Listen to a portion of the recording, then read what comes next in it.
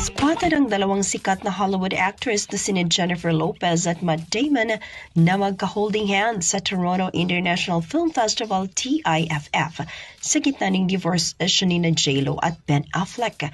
Ayon sa mga nakasaksi, tila nagkaroon ng sentimental moment ang dalawa sa kanilang private chat sa after party para i-celebrate ang kanilang bagong movie na Unstoppable.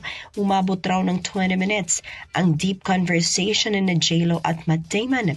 Nagsimula raw ang pag-uusap ng dalawa sa outdoor table pa kasamang asawa ni Matt na si Luciana Damon. Si Lopez ay bida sa nasabing proyekto at produced ang pelikula ng Damon and Affleck's company na Artist Equity.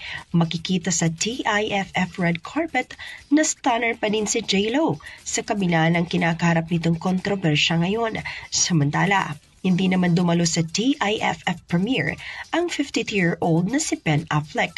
Matatandaan na nitong August 20 lamang nang mag-file ng divorce si J.Lo sa kanyang asawang si Ben Affleck na taon sa second anniversary ng kanilang Georgia wedding.